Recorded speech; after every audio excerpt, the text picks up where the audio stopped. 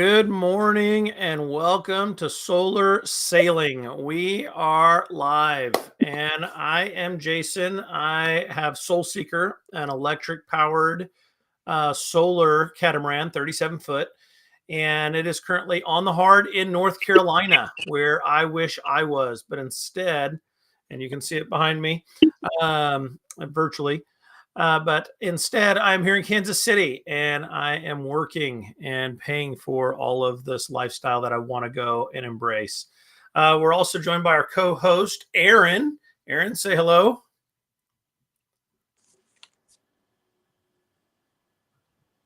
I think Aaron may disconnect by an accident.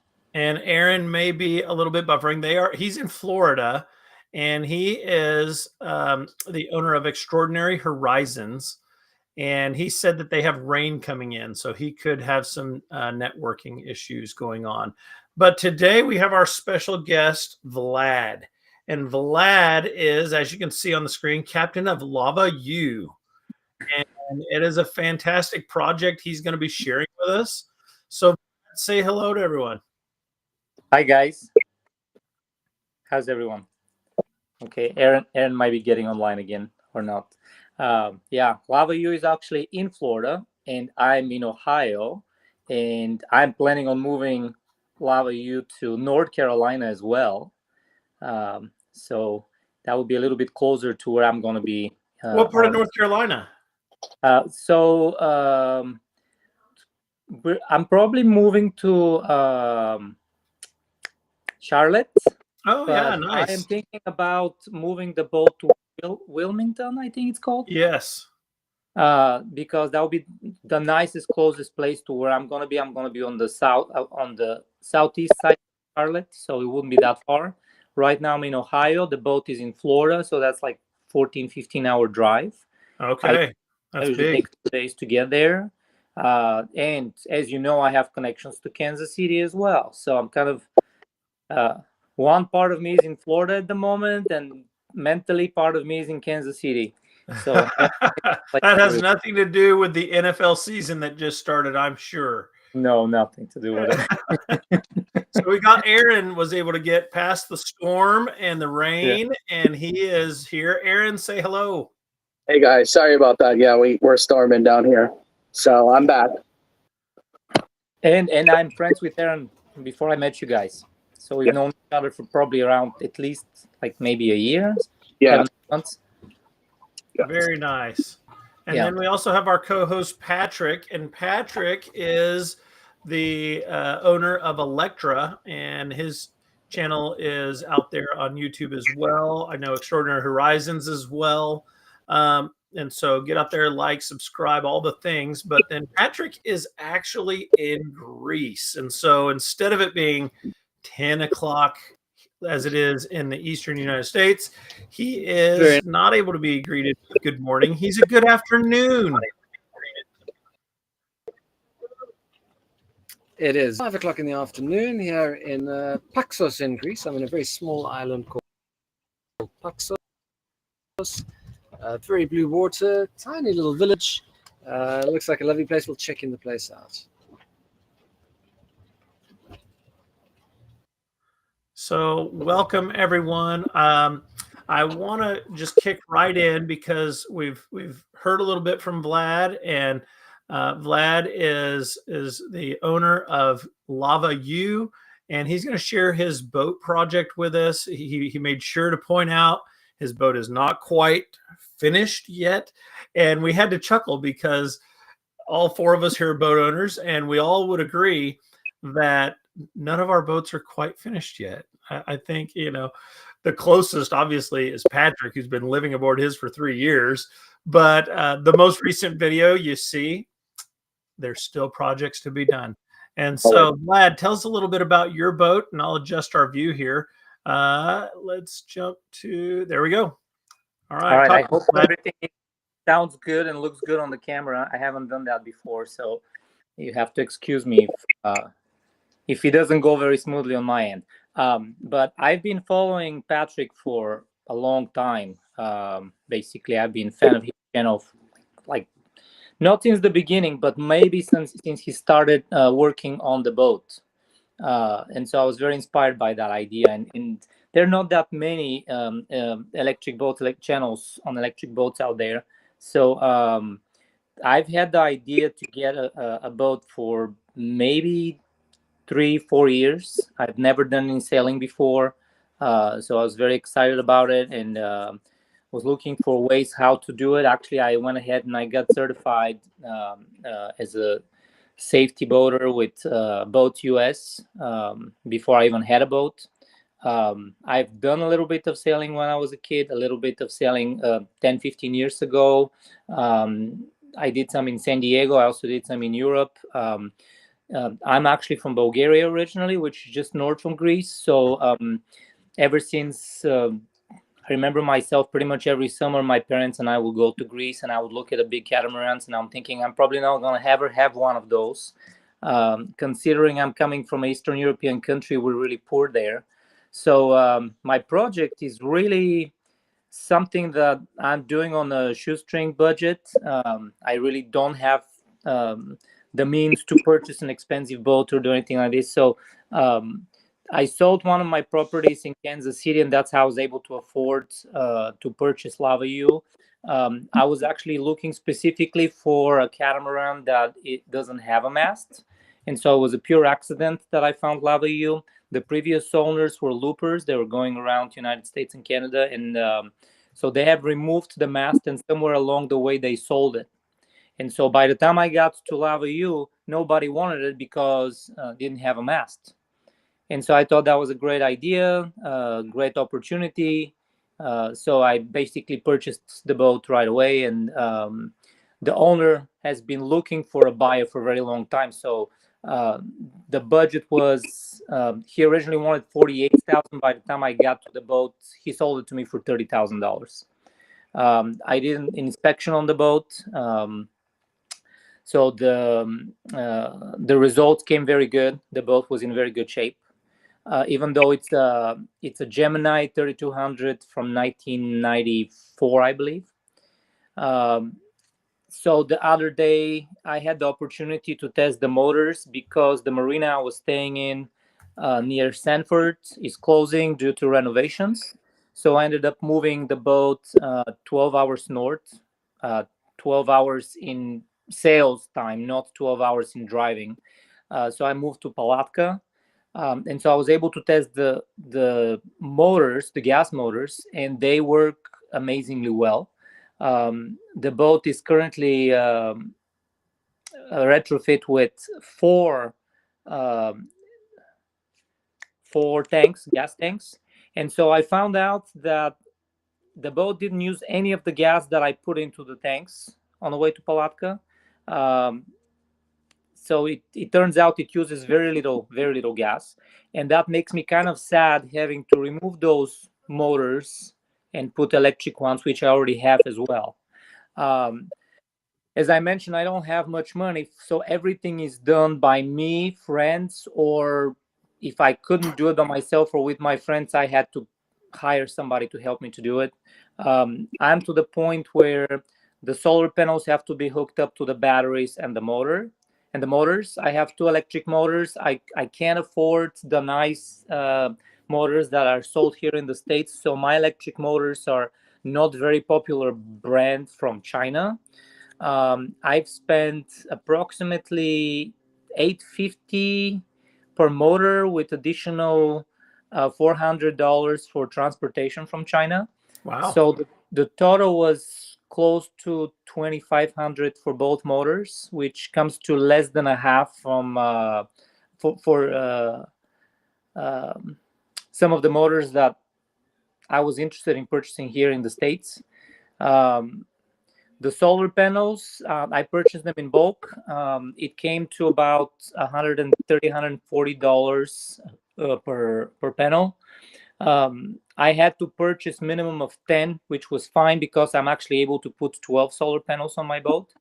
The frame is extremely sturdy. I was able to separate the frame into two parts for the solar panels. I have a frame on the back of the boat and frame on the middle part.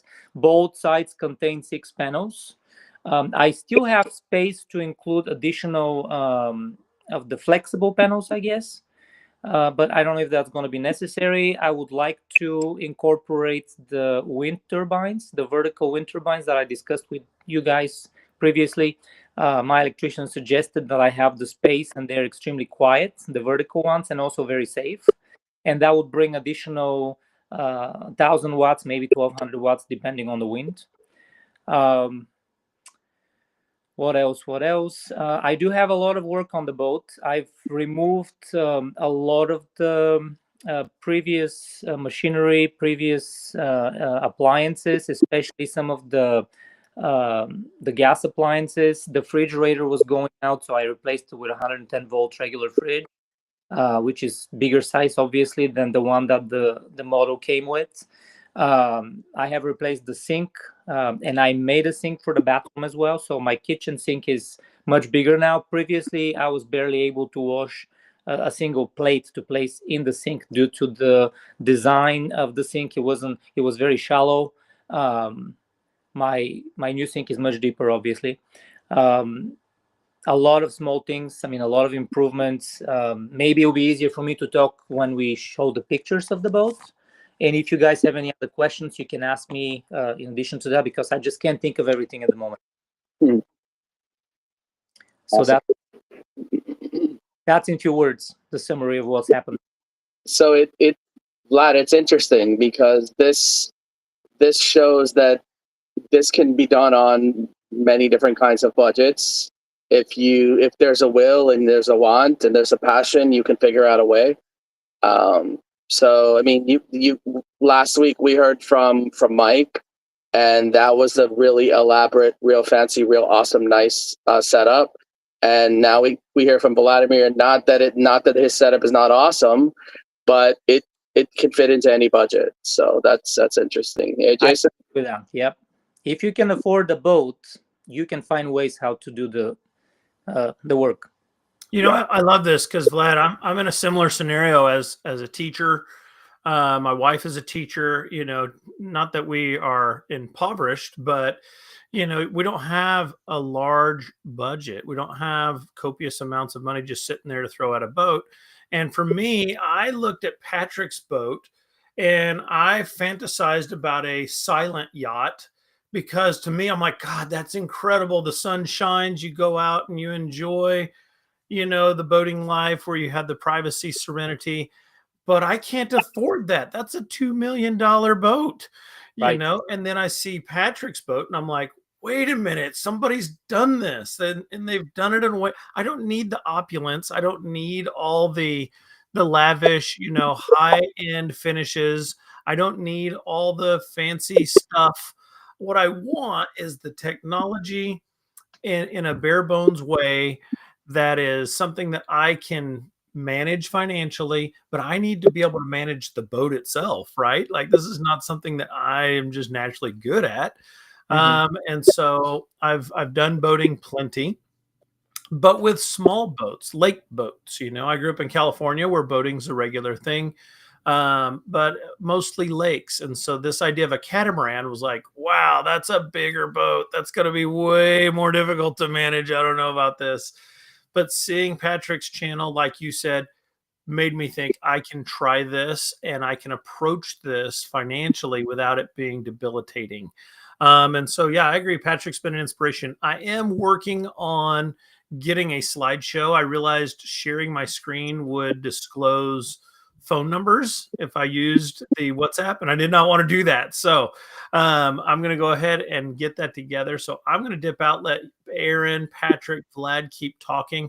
Folks, on the chat, if you put a message out there on the chat that applies to the conversation or maybe deviates the conversation a little bit in an appropriate way, we'll share that and we'll see what Vlad have to say about that, or Patrick and Aaron.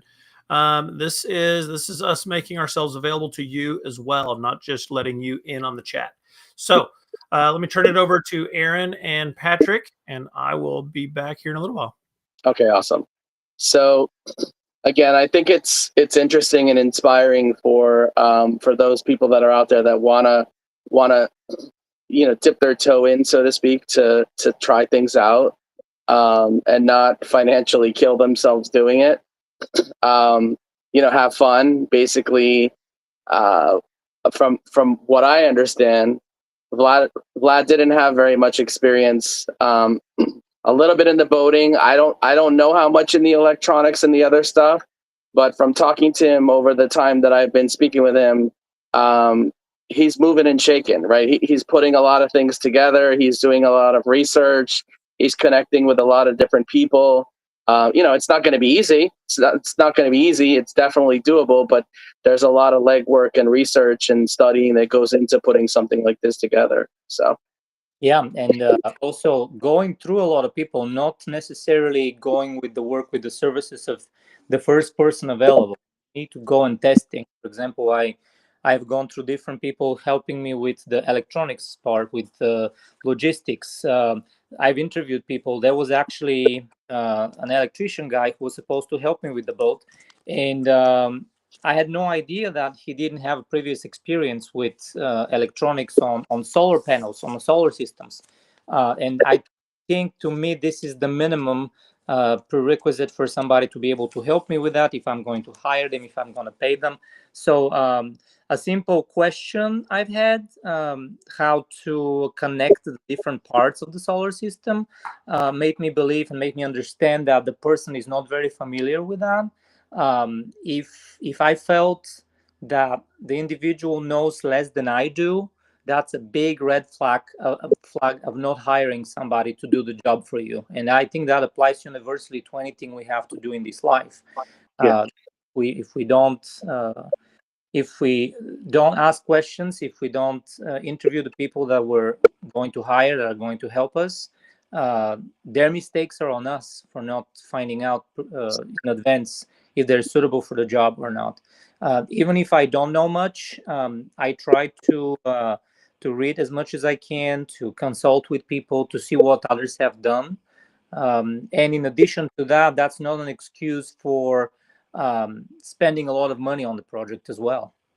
Just because I don't know something doesn't mean I have to go to extremes and spend money on doing things. Yeah. So Yeah. I yeah. mean, I would say that Google is your best friend, and YouTube and Reddit and all of these other resources out there. Like, it's 2025 now. Maybe it was, or definitely, I believe it was a lot more difficult to do this maybe in the 1970s and 1980s, because there wasn't information out there readily available like we have today. And technology, and Patrick can definitely attest to this, technology is lightning fast now. Like the batteries or the motors that you buy last year, unfortunately, they may be they're going to work, but they're obsolete now. They're already 7 versions ahead. So that doesn't mean that you have to throw yours away. That just means that the technology is moving super fast. Like, there's so many different parts of the technology with the lithium batteries and the solar panels and the flexible solar panels and all the different types of things that are moving super fast. So I'm going to be quiet now. I'm going to give it over a little to Patrick or somebody. Yeah, I think you're doing the right thing, Vlad. And one of the beauties of doing it yourself means you can always fix it yourself when you're in the middle of nowhere. So that's a real huge benefit. I'm curious about the stats. What are the stats going to be for your boat when you finish? Sort of battery size, amount of solar, that sort of thing. You're talking about my boat? Mm-hmm. Yeah.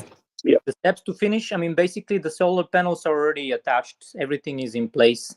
I have the motors, the electric motors. So the next part would be, I have a medical procedure. That's the reason I had to return back to Ohio. But in about a month, I'm going back. So my electrician guy has to connect the panels with the charge controller, with the inverters, with everything that goes in between, with the batteries. And then after that, we are replacing the motors.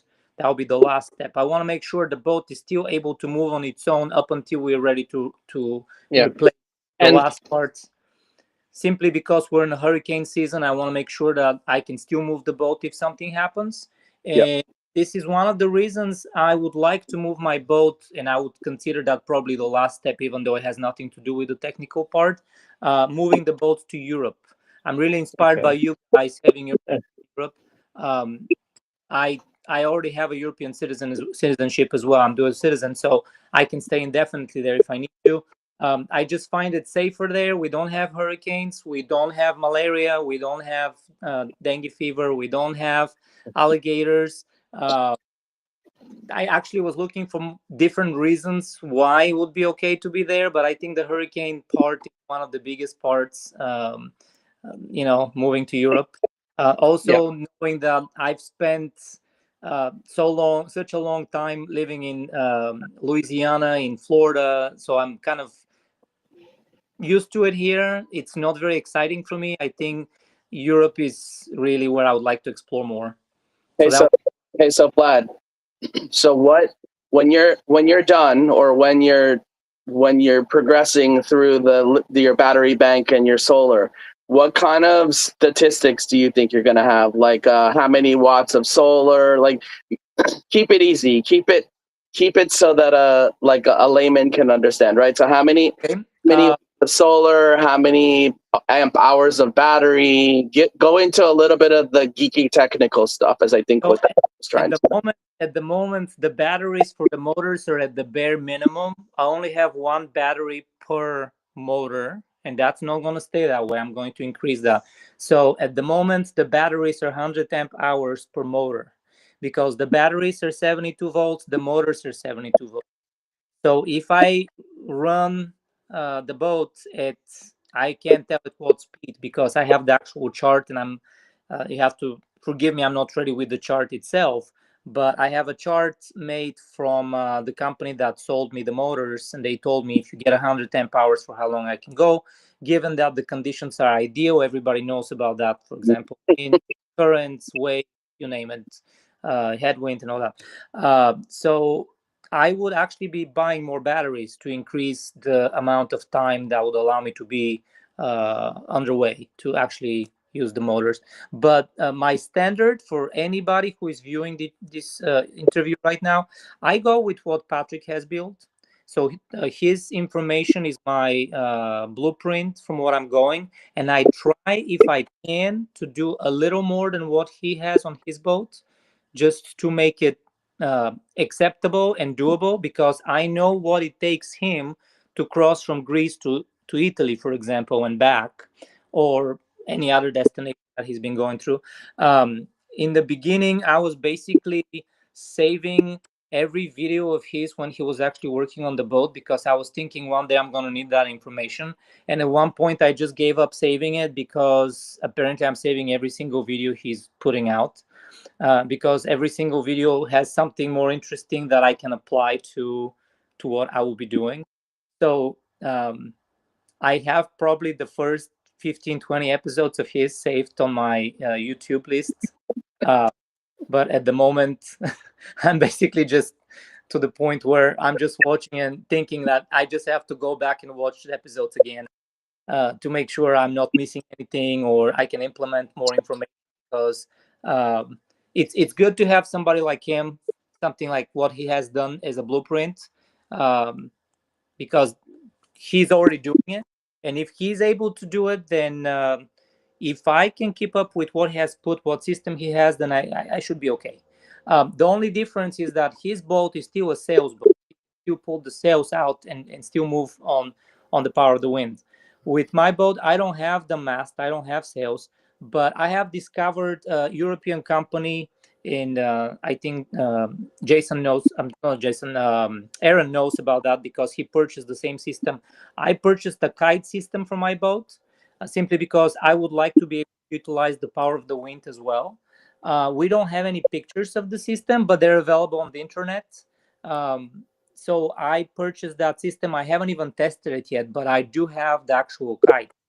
So based on the information from my size boat, I purchased the 12 square meter kite, and that should give me enough power for the size of my boat, which is 32 feet, or I guess the matrix standard will be 10 and a half meters will be the size of my boat, with 14 beam, which comes to about 5 meters across. So this would be my wind propelling system for the boat. So I've said it so many times before. In the Med, everyone is a motorboat. You get motorboats with masts and you get motorboats without masts. This season, and we're now in mid-September, I haven't raised my mainsail yet because I haven't needed to. There's just always sunshine and you just motor wherever you want to go. So I don't think you're losing a lot by not having a mast. In fact, I think you've upped your chances of not getting struck by lightning, which is quite nice. But in terms of getting from A to B, you're going to be absolutely fine. I didn't catch how many. You've got 12 solar panels. Are they 400 watts, 450 watts, So 500 power? they're rated at 500 total, but the technical answer is 400 per panel, and they're bifacial, making the Yeah. total of 500 each.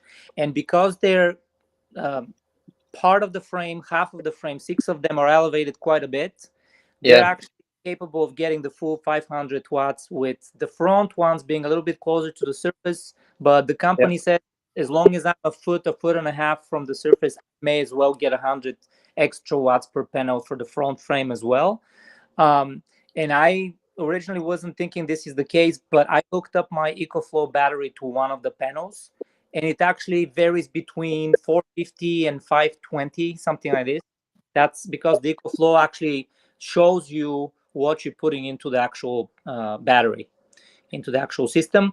Yep. And I wasn't, I was kind of skeptical about the bifacial part of the panels, but not only that they are getting this 100 watts from underneath, but also my back has burned so badly from the reflection of the water. So I'm a true believer that you get plenty of power from the reflection coming from underneath those panels. So So yeah. you've got a very similar boat to mine. We're both about 30 feet long. We don't have many kills, so we're nice and sleek. But to be honest, you've got more than 2 times the power I've got because I've always got shade on 2 of my panels. So 2 out of my 8 are almost always in shade. So practically I'm running about 2.5 kilowatts as my typical peak. In midsummer, if the sun's in the right direction, I'll get 3 or 3.2.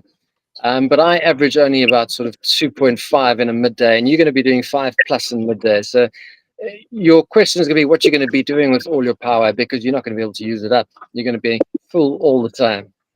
Do you use currently air conditioning? Don't have air conditioning. That's the one thing I don't have on my boat, which I wouldn't mind having.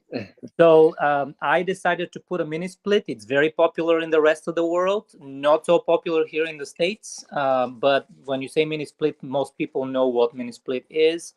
Yeah. My system is running on about 500 watts an hour. And so I installed not the smallest, but 9,000 BTUs. You can see it on the picture, on the current picture. It's on the top of my boat, so it can stay away from the water, anything that can splash, salt water and stuff like that. The installation and the unit itself were very inexpensive. I bought the unit for $300 and they installed it for another $300. Oh, So for the total price of $600, I actually have a mini split system on my boat that is doing really well in the Florida sun. My previous setup for air conditioning in near Orlando in Sanford was one window unit and one movable or mobile unit. Both of them were pulling a lot of power, and they were not able to cool space inside. And that 9,000 BTUs is cooling everything inside. And if it can do well in Florida, I believe it can do well anywhere. Yeah. Because it's very hot and very humid in there. Another benefit from that AC unit is it produces a lot of water. A lot of water. Basically, I have enough per day to take shower. That's how much water it produces. But also, this is due to the humidity in Florida. I don't believe that's going to be the case in Europe. We don't have the kind of humidity that Florida has. So that may not be the case. But in addition to everything I've done, I also purchased an atmospheric water generator, which is a glorified air conditioning unit because it basically takes water from the atmosphere. And dehumidifies. I mean, it removes the moisture from the air to keep everything dry inside. And so I find that I don't really need to use that unit, even though it produces good quality water. It's safe enough to drink. I can't say the same for the air conditioning unit. I would not ever, I mean, unless I'm in a disastrous situation, I would not drink water from the air conditioning unit. But the atmospheric water generator, which uses exactly the same principle, is built with stainless steel parts, so it doesn't poison the individual who is actually drinking that water. The water that my air conditioning unit produces is only used to do laundry, to do dishes, to maybe take a shower, things like this, not really for drinking, for cooking. um, but this is another benefit of having a mini split, because you will be getting additional water produced. Yeah, awesome. I mean that's ingenuity at its finest. Yeah, I mean, so basically you're using the atmospheric water generator as a drinking water source. You could, so Yes. then, like, you're a solo sailor right now, so you don't need to produce a lot of water, so you wouldn't really need a water maker, which is thousands of dollars typically, and you could use this atmospheric water generator for your drinking water. And I think I remember some statistics on you told me it was making like maybe 3 or 5 gallons of water a day or something like this. I don't remember. And It there are some situations where I would make even 6 gallons a day, upwards of 6 gallons. In the summer, it makes a lot more than it does in the winter, and we know that because in Florida, summer is the raining season. In the winter, it gets pretty dry. So the last 2 years since I've had the boat, I can tell based on the season how much water to expect per day from the AC unit. And also in the winter, we don't necessarily always use the air conditioning, especially at night. So past October, September, October, we may not use air conditioning on a boat. That's what I have found out, especially at night. It gets pretty cold. But also, my boat came with a water maker. cool. So at the moment, the boat is not in salt water, so I can't really use the water maker. Cool. Yeah, that will be something in the near future. If I move to Europe, that will be the case. Another logistical issue I have is how I'm going to transport the boat to Europe, because I would not be able to use the kite system and on its own propelling to actually cross. I would not take that risk to cross the ocean with the boat. I would have to ship it. Yeah, they do have shipping ships, and one of my former colleagues actually shipped his boat back from the Caribbean to Europe. He didn't feel like going the wrong way around sailing it, and it wasn't terribly expensive. It was more than 10, but less than $20,000. I don't know where exactly, but this was a mid 40-foot monohull. So I think with a much shorter, lighter boat, you should probably get a decent deal if you do want to ship it across. I'm still in the process of shopping for that, looking for something maybe in next spring by the time I'm done with the boat completely. So I may have to talk to you about that information from your friend and see and compare prices for different services. Cool. I don't want to spend more money than the cost of the boat to ship it there. Yeah. Hey, Jason. So I see you're back, and you got some cool slide. You got a cool slideshow created of Vlad's boat. So Yeah. So the nice thing is, I you, would love to take a moment and have Vlad speak to his solar panel canopy. I mean, you can't really call it an arch. That is definitely a canopy. And it is very impressive. It looks to be mostly weldless. Is that right? Well, I'm sorry, I can't hear you very well. Can you repeat this? Yeah, your solar canopy appears to be mostly weldless. Is that correct? Like no welding? No, part of it is welded. The main structure is a very well welded.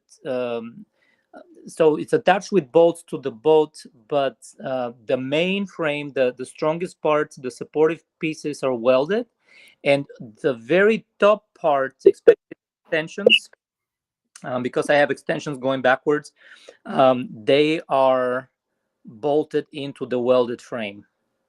So Understood. a I'm small glad you clarified small that. part also is connected through bolts, but the majority of the frame is welded. is it aluminum It's aluminum. framing? Okay, cool.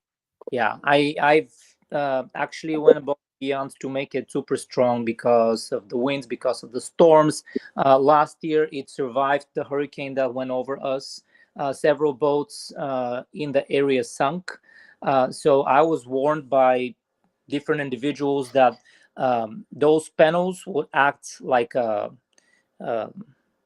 like a wind catcher, so to speak. And if they're not connected properly, if they're not strong enough, they would rip off the frame from the boat. So I wanted to make sure that it's done properly and it's stable and it's strong. It can withstand the winds, and so far it's doing a really good job. Um, Strong winds are actually moving the boat easily. So tell me a little bit about the welding process. Did you have that professionally welded, and do you mind talking about the budget for that, or did you weld it? Do you know how to weld? Yes, I don't know how to weld, so I had to hire somebody to do it. I hired a professional welder, and then I also wanted to make sure that this is done properly. So I kind of hired a person who is a designer slash architect, and so they were able to do something for me on my budget. And so the welder took that information and he built the frame himself. And he's doing stuff on both. The welder is. He's been in the area for 15 years, welding all kinds of frames for different boats. So he was very familiar how to do that. And also, um, previously, I was trying to go with prefabricated frames. I couldn't find anything that would work for me with my plan, with my ideas.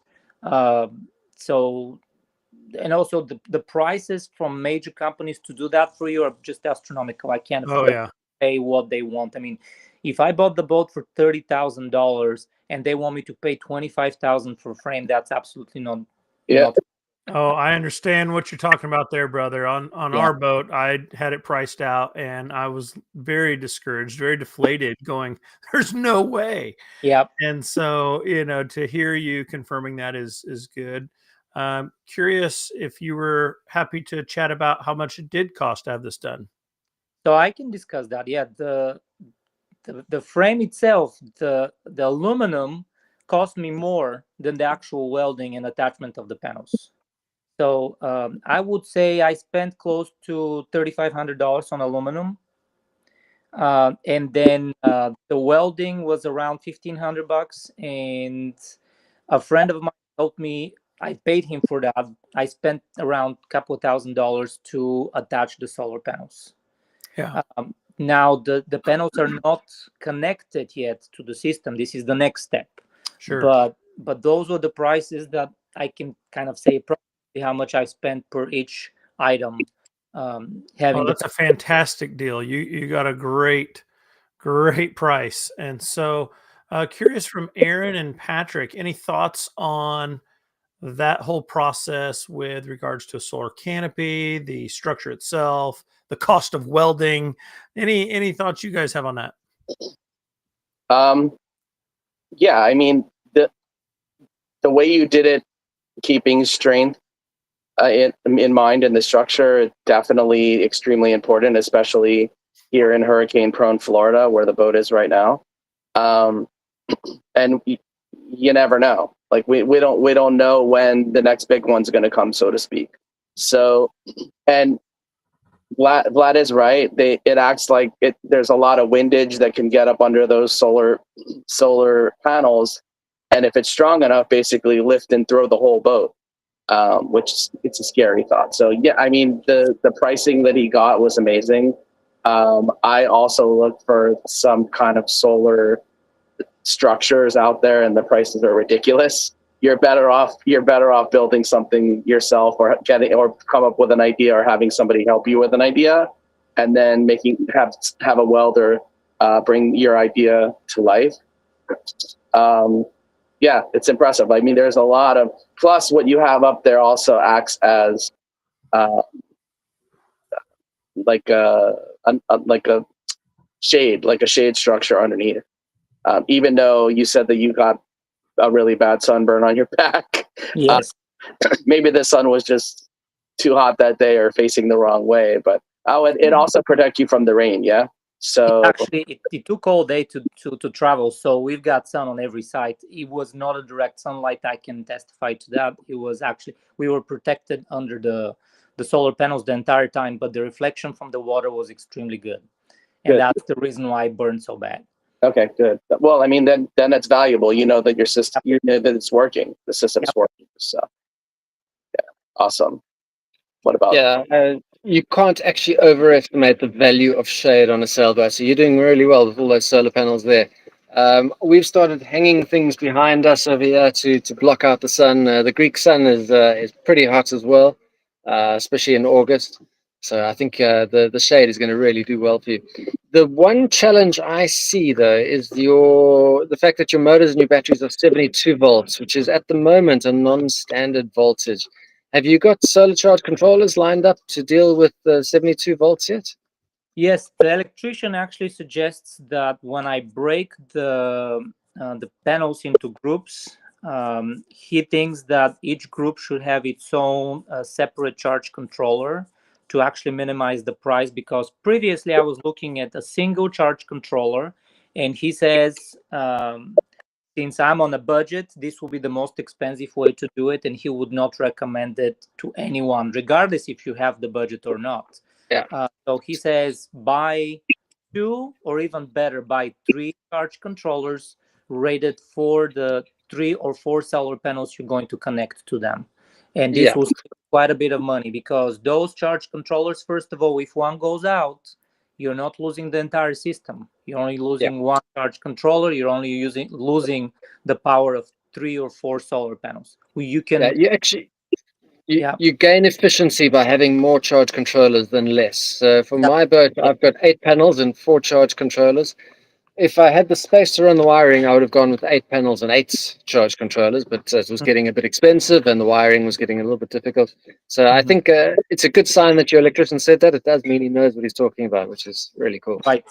That's one of the factors that kind of got my attention, and I started talking to him, because he immediately started giving ideas of what needs to be done. The guy has more experience hooking up solar panel systems on houses than he does on boats, but he also knows his work. So that was a really good pointer on his side. And I'm not very familiar with charge controllers, so I was looking at a charge control that cost $2,500, a single one, to take care of all the panels at the same time. And at one point, I was like, there must be a better way. So I ended up consulting with ChatGPT, and then I also consulted with DeepSeek, and both of them confirmed that going with several charge controllers will be the way to go, not a single one. Kind of basically even gave me the setup of the system based on my question. I asked, if I have a boat and I have 12 solar panels, what would be the most efficient and inexpensive way to connect them and keep up the energy production? And so the artificial intelligence gave me really, really good setup. So when the electrician was discussing that same issue, he gave basically the same answer. So I realized this is probably the best way to go if if every expert available is giving me the same answers. Yeah. Okay, so you address a very powerful point, and that is this modern world we live in with artificial intelligence, and the fact that it can help set you up with some knowledge on a topic that you're not necessarily a trained professional in. And I did the same thing with Grok and Gemini and ChatGPT to kind of force them to all three agree, if you will. And then went to Patrick's videos and then went to just my own online research and found that that was very helpful because I'm not just stuck going, I don't know, I can't figure it out. This is a beautiful thing about technology where we aren't stuck just paying for someone who does know. We can go to some of these resources and get a working knowledge on it. I don't think that it's good to just stop there. I mean, that's not enough, but balancing that with now I have a working concept. Let me bounce it off someone who's done it. And that's where I can't thank Patrick enough for making his stuff available. I laugh because Vlad was like, I downloaded the first however many episodes. And I did the same thing. As like, he's going to take it down one day. And I don't want to lose his YouTube videos. I need them.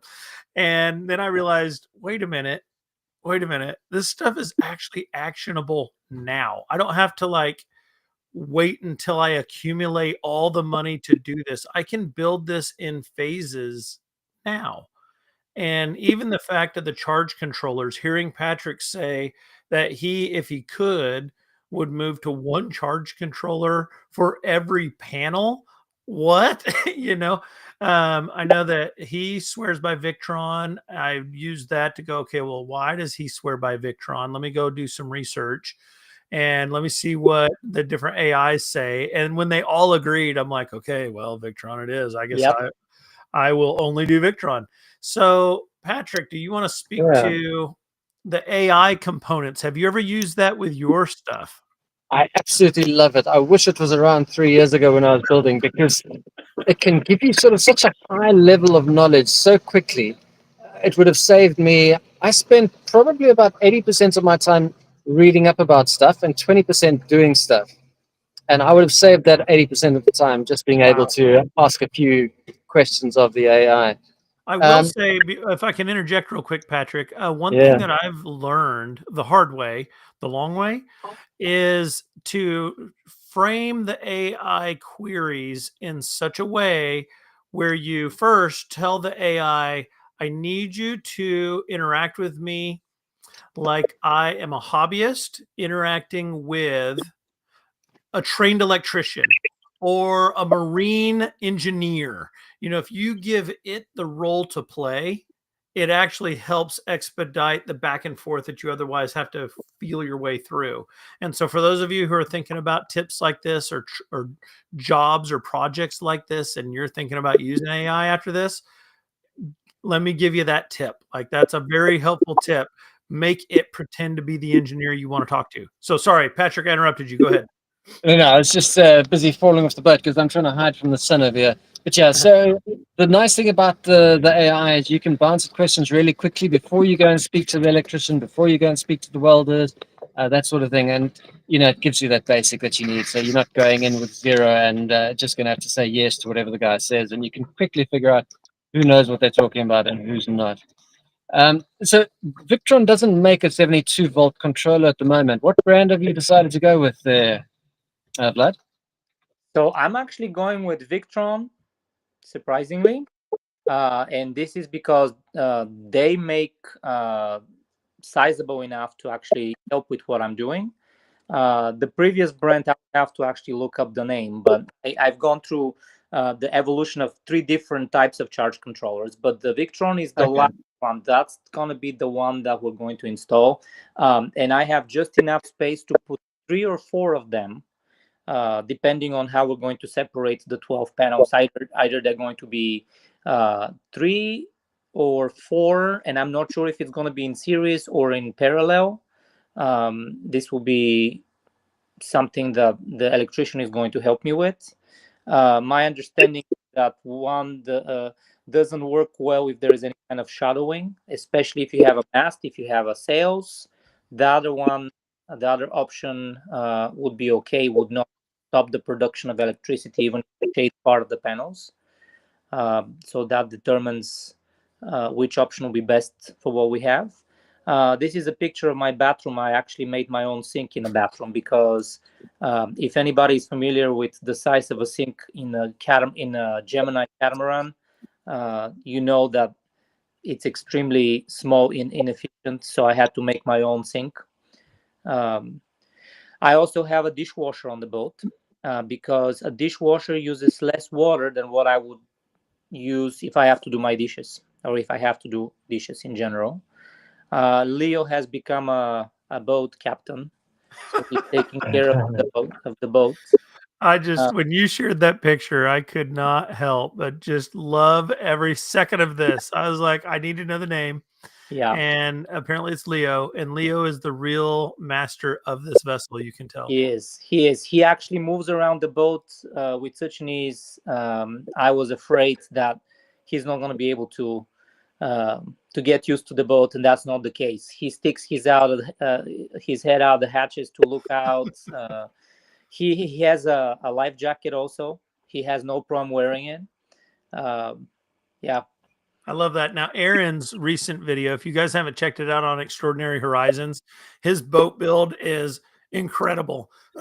excuse me, but there's a dog in one of the recent videos. Aaron, is that your dog? That is not my dog. That is Oh, no. I actually have 2 dogs and 5 parrots that are going to go underway with us. I know Patrick has, I believe, 2 dogs as well. We have also 5 parrots, so we're going to be a 2 dog and 5 parrot family heading out there somewhere soon. I love that. That is so great. So moving on through the interior, is this an air fryer, Vlad? This is an air fryer. So since I started using air fryers about 2 years ago, I literally have not used any other appliance to cook food with. Awesome. So all my relatives are making fun of me, and I figured out if I can use an air fryer on a boat, I would not be able to go anywhere.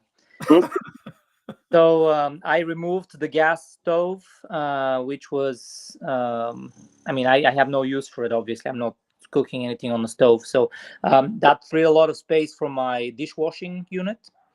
So yeah, that is the view of part of the living room and the galley. I think you can see the kitchenette. And there you go. Is that Leo again? Yes. Very well, because on my end the picture is pretty small on my phone at the moment. Yeah. I had to renovate the interior completely. Some of the stuff was either broken or very aged, so I used some self-adhesive wallpaper. I kept some of the original elements, some of the wood. Some things Now this, I think, Vlad, is a Nature's Head composting toilet, and we have one of those aboard Soul Seeker. And I have to joke about myself here a little bit, okay? Mhm. So what you're supposed to do is use the coconut core. I've heard it pronounced so many different ways. I love those words that you can't really, I just intuitively know how to pronounce. So you'll have to bear with me. I am a lifelong American, and we don't know how to pronounce those fancy words. And so the coconut, help me out, Patrick. What is the correct pronunciation? Koya. Coir. Plus, Coir. I'm going to go with coir. Okay, so the coconut coir, you have to rehydrate. I learned this the hard way. Aaron, don't you dare laugh at me. I'm looking at you. Okay, so they come in the ones that we had, there were little discs. And they were the little tiny discs that are tightly dehydrated. And I just thought, oh, because there were no instructions, because I bought my Nature's Head composting toilet off of Facebook Marketplace. And so I tossed it in there and thought, there's no need to consult with Grok on this. I can make sense out of this. And sure enough, the first use, that was not good. That was not great. That was, shall I say, enlightening. And so from there, we've got another large brick and learned, oh, you have to rehydrate these stupid things. And so when you pour some water on it, it expands. And then now you have all of your material that can, let's say, do its job effectively. And so I don't know about you, Vlad, but I had to learn the hard way how to manage that system. So I had to research everything from A to Z before I even started using it. And I didn't really ask ChatGPT or any other artificial intelligence for it, but I had to watch other people's videos to the point where my eyes were bleeding from, watching everything. So the cheapest way to go is to go to your nearest Home Depot or Lowe's, or for people around the world who are not familiar with those stores, to any hardware store that has any wood shop or anything like this, and get some of the wasted material from any wood that has been previously cut, so the sawdust. Yeah. And just ask if you can fill up a couple of bags of that material and just take it on your boat, and instead of buying those expensive coconut bricks for the toilet, just use that stuff. It's free, it's readily available, and they normally throw it away. The one they have at Home Depot, or it's any stores where they deal with that byproduct, they usually throw it away unless it's in the industrial scale. Then they sell it as mulch. But Home Depot has no problem giving you that stuff. So use that instead of the bricks. It does exactly the same thing. It works really well. But in the near future, I plan on replacing my toilet with the electric burner toilet. So Oh, nice. you wouldn't have to deal with that stuff at all, because I'll be producing enough energy to be able to incinerate everything. Well, that's such a faster system. Like it just that whole process, it's incinerated, it's faster. You're not sitting there waiting on a natural, decomposition experience. So that's Right. cool. I would love to hear more when you actually have used that, how you like it. Now, one more tip in regards to the compost toilets. I've heard that from a lady who I accidentally run into that information, and since I've been doing that, it's probably been the best improvement to my compost toilets than anything else. And I believe this can help a lot of other people. And I'm pretty sure this is not a very common information. Um, it's very uncomfortable to deal with the cleaning, the removal, and all that stuff from the compost toilet. So she suggested to get a large plastic bag, Yeah. open up the toilet, place the bag inside, and then you can use it the same exact way as you normally use the compost toilet. When you're ready to take everything out of the compost toilet, you just take the bag out and that's it. There's no cleaning, there's no mess, there's nothing. Super easy, super efficient. So when I've heard that, that was probably the best thing I have ever done with that compost toilet. Because anybody who's using a compost toilet knows that when you're done with it, when you're ready to clean it and all that stuff, it's kind of a pain to actually get it back to Now, I usable will form. say it was a far less uh, grotesque experience than what I anticipated. I thought it would be terrible, Yeah. and it was not as bad as I thought. I imagine that might be difficult with the metal um, agitator Hmm. that you have to spin to get a plastic bag in there beforehand. But for me, like taking the lid off and putting a big plastic bag around it, dumping it was not bad because there's an entire bin underneath. Like the base itself is a bin where everything is. So if you're hearing Vlad and thinking, "Oh, you're going to put it, underneath the lid," that's not true. There is a box. There's a receptacle box underneath, like halfway there in that image.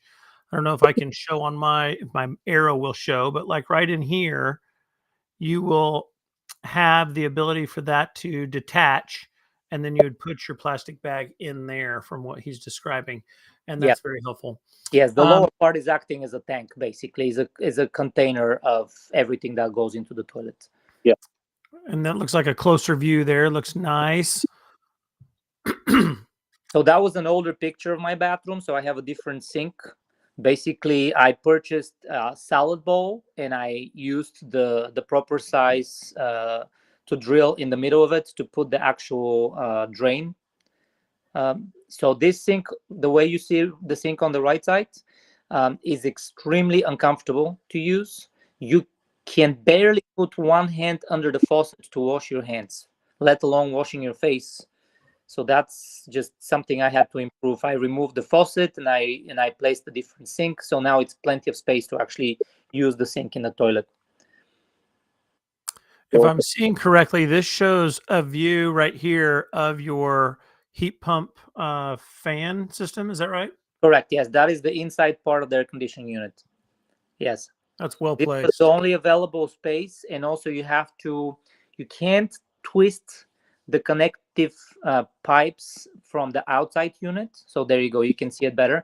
And just so happens the room behind it, that space is my storage area. So Mm, I don't really go in and out of that. It's not used as a regular bedroom. This is where my water maker is. I have a larger size freezer there, tools, equipment, and all kinds of stuff, things that I don't need on regular basis. My electrical panels are there. All the electrical stuff is there. So, nice. so I am not so concerned that I took some of the entrance space away by placing the unit there. No, Also, I have a similarly sized boat, and I'm thinking about something like that, and that's very well placed. Mhm. it's the nearest area to my water collectors, to the what is the word, the water tanks. So I can actually hook up that to one of the water tanks to actually save that water for the water coming from the AC unit for future use. Fantastic. Yeah. Wow. And then we see the toilet again, and we've got There a is fridge. the new fridge. Yeah. So there is the motor, one of the electric motors. I have two of those. They're currently in my second small bedroom. Very nice. Well, I really want to thank you for taking the time to share your boat with us. It's a fascinating build. I love hearing how your budget fits within some of the same constraints that others might have who would be watching our channel and going, "Hey, I can't afford, like the $2 million silent yacht, or I can't afford a $500,000 on a vessel that is supposed to be a fun experience and it's just going to be debilitatingly expensive, but I can imagine some of these things." And so it's really cool to hear how you're doing this and how you're approaching this job. I wish you nothing but luck, and I can't wait to hear back from you. I hope you'll keep in touch with us. I know you and Aaron are connected, and so hopefully we'll hear more about your project. Heck, we might have you back on sometime. We like to end each show with final words, and I'll go ahead and do mine first, and then maybe we'll jump to Aaron, Patrick, and then Vlad, if you're okay with having the final word like that.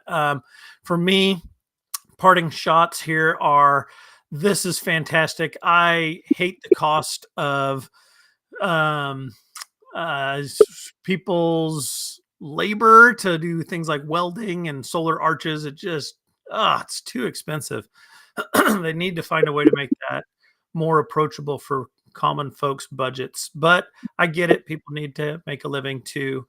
And so that is just my parting thought on that is how can we make that more approachable for the masses? That would be fantastic. I know Aaron's well connected.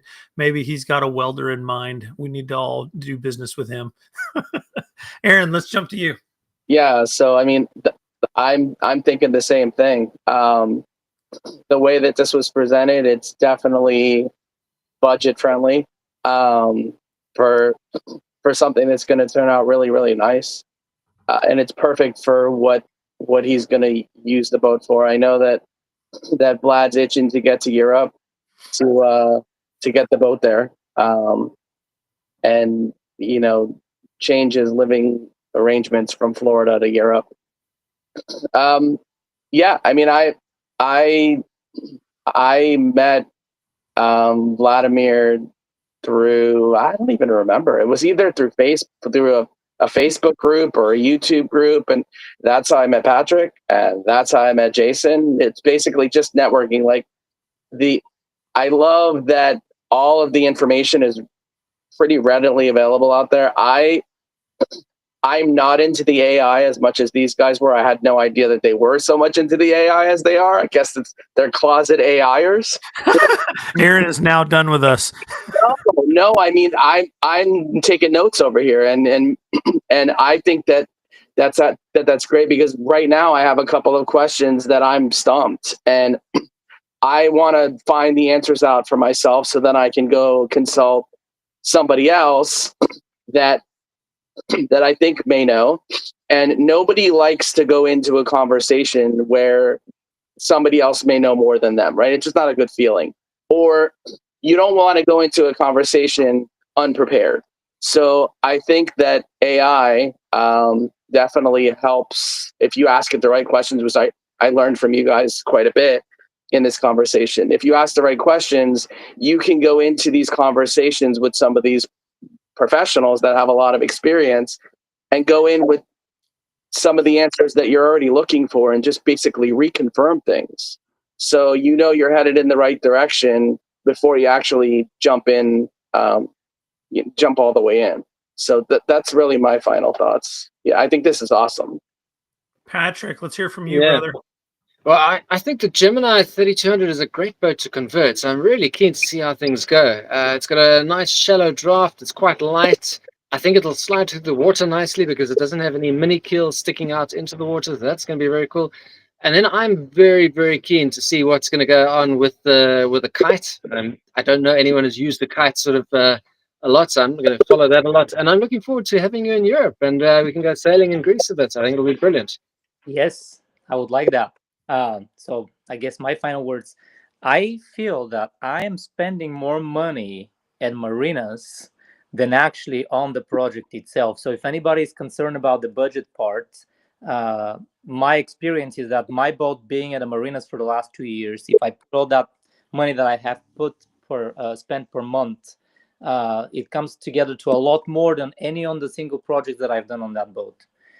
So that's something to reassure you that you can really do things and do it on the cheap. And so now that we shared information about artificial intelligence and also having the resources, if you're already connected to this channel and you're able to talk to us or talk to the to Patrick and Jason and or send messages, you can find answers to all these things. You can overcome anything. And I personally don't have any experience with welding. I'm not previously a boater. I don't know how to sail.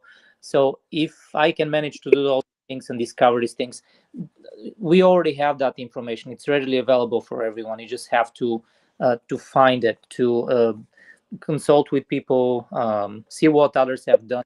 And to me, this is the fun part of converting that boat and turning it into solar electric. This is the best part of the project, actually finding the answers, how you can do it in your own way, to make it exciting for you and to be happy with the results. I think that's the best part of what we're doing. I don't know about you guys, but this is what I like. That is fantastic, folks. I really appreciate you chiming in on the channel. If you're watching this after the episode, please do comment. We will respond. Next week, we have another special guest, Frank. How do you pronounce his name, Patrick? Hey, if we're going to ask him, it's going to be our first question. I think it's Strutska. So, But I don't we'll have know. to ask him because as little as I am effective at pronunciation, I really value correct pronunciation. So there's that. But looking forward to next week, and I hope you'll join in the conversation. Vlad, we'd love to have you back sometime. Thank you so much. For those of you still with us, Patrick, take us out. Thanks for watching. Have a great weekend, guys. Thank you.